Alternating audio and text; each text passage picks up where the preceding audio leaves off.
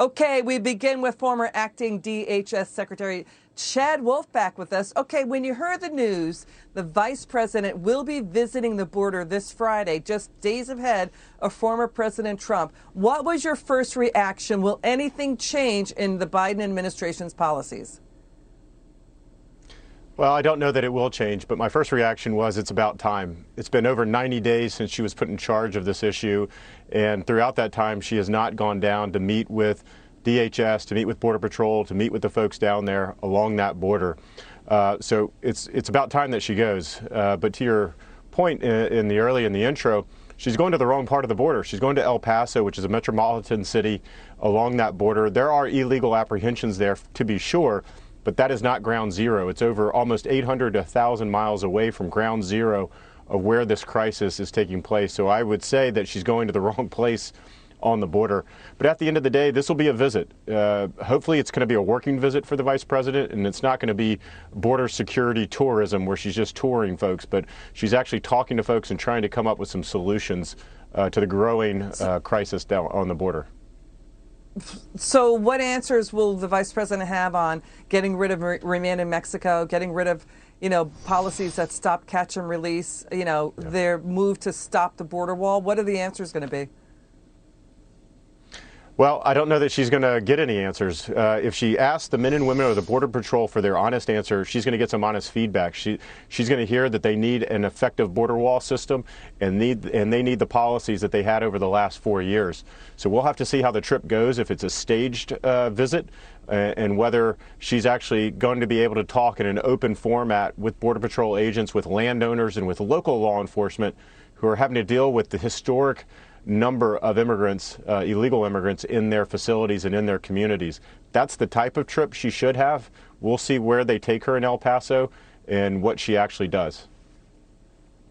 Politico getting criticized for framing the vice president's visit as, quote, coming amid an unrelenting chorus of criticism from Republicans, and not reporting that it's coming amid an ongoing humanitarian crisis that the vice president has spent the last 91 days pretending does not exist. Yeah. It is a humanitarian crisis. Can you explain why it's a humanitarian crisis? Yeah, absolutely. You've got historic numbers. So just in the last month alone, 83,000 illegal apprehensions. These are overwhelming numbers that are coming to this border, and we call it a humanitarian crisis because all of these individuals pass through the hands of cartels where they're abused, they're exploited, some cases worse, raped, murdered, and so they're coming to the border in a very vulnerable state. And so it's up to now Border Patrol to take care of them, to house them, to feed them, to process them. And so it becomes a humanitarian crisis because of the sheer number of folks coming. But again, the question is why? Why are we not trying to stop this in the Central America, in the Northern Triangle countries, stop them from making this journey to begin with? And that's what the Biden administration is not interested in doing. And that's well, they're talking about problematic. Forgive me, I didn't mean to talk over you. I'm so sorry. They're talking more about root causes, but people are talking about the fallout of having bad border policies. Let's back up. The Pope is talking about the Pope. Of course, he's a humanitarian. He's saying we should have open arms to refugees. The other Border Patrol authorities have been saying the drug and human smuggling cartels control the border.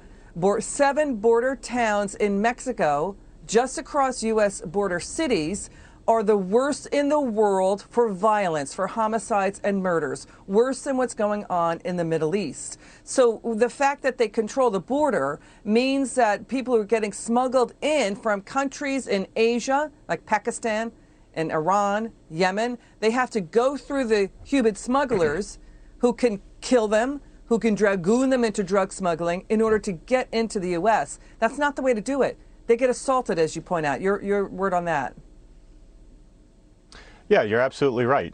This is not the way that you have effective border security and you're taking care of those individuals that want to come to the country. We must provide legal pathways to bring them into the country, and we must disencourage or disincentivize them coming into the country illegally, which is what is occurring today. And instead of addressing that problem, to address the illegal behavior, this administration won't do that. Instead, they continue to take steps that are going to continue to incentivize this deadly flow from the cartels that they're using to smuggle and traffic individuals, not only individuals, but also illegal narcotics coming into our country in numbers that we have never seen before. So this is a vicious cycle that the policies of this administration are fueling what I would say is the largest human smuggling chain that we have ever seen in our lifetime. Well, that's quite a thing to say. I mean, it's expected 2 million will try to illegally cross. That's about the size of Nebraska. We have border towns and mayors of those border towns coming on our show saying that they have to shut down schools because they're getting involved in car chases with criminal illegal aliens who have weapons like knives and guns in their cars. Federal authorities, look at this, the mayhem at the border. Federal authorities seized at the border and U.S. airports at least 100 shipments of unauthorized counterfeit versions of remdesivir, the COVID-19 treatment. They're heading for Mexico. It's coming in from India and places like Bangladesh. Your final word on that. This adds to the mayhem over there, at the border, rather. Well, absolutely. I think what we're seeing is just an onslaught of, again, illegal smuggling, trafficking, and it's not just people, it's goods like you talked about, medical equipment, it's narcotics, it's everything, because the cartels see an opening here. They see a vulnerability and they see an opportunity to smuggle individuals and contraband across that border in numbers that they have never done before. Cartels today are making millions of dollars a day off of this trade. We've got to stop it. We've got to get back to border security and enforcing our border laws. Chad Wolf, thanks for joining us. Come back soon. It's good to see you.